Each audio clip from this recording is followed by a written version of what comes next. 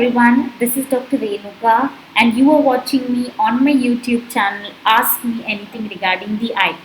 So today the topic of the video is बहुत सारे parents का ये सवाल होता है कौन सा ग्लास या फ्रेम हम अपने बच्चे के लिए सिलेक्ट कर सकते हैं, कौन सा सेफ है, कौन सा सुपीरियर है, कौन सा अच्छा है।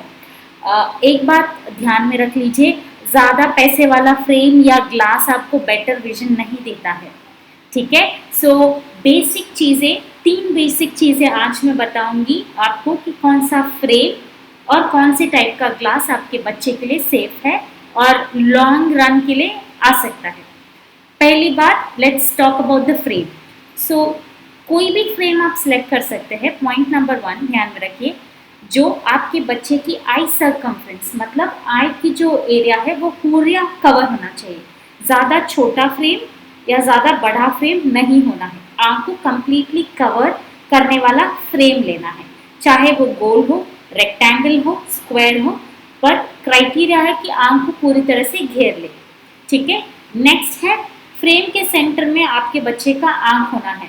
आपके बच्चे का फ्रेम ऐसा फिट ना हो ताकि आंखें नीचे हो या फिर ऐसा जो आंखें ऊपर हो फ्रेम के। सो सेंट्रेशन बहुत ही इम्पॉर्टेंट है। दूसरा है कि फ्रेम ज़्यादा लूज ना हो ताकि वो बार बार गिरे, या ज़्यादा टाइट ना हो जिसकी वजह से यहाँ पे कान में दर्द करे।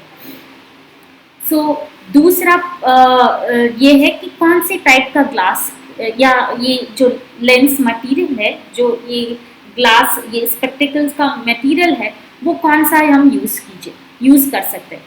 सो आप प्लास्टिक, बच्चों के लिए प्लास्टिक, पॉलीकार्बोनेट या ट्रिवेक्स, ये 3 बहुत ही अच्छे हैं, ठीक है, जो कि स्क्रैच प्रूफ, ब्रेक रेजिस्टेंट है और ड्यूरेबल है बच्चों के लिए, ठीक है। सो ध्यान में रखिए, ज़्यादा पैसे डिज़ाइनर वाला फ्रेम ज़्यादा बेटर विजन नहीं देता है। सो मिनिमली आजकल फ्रेम्स के कॉस्ट इतने बढ़ गए हैं, ग्लास की कॉस्ट इतने बढ़ गए हैं। So I think my video will help you to make the right choice tools.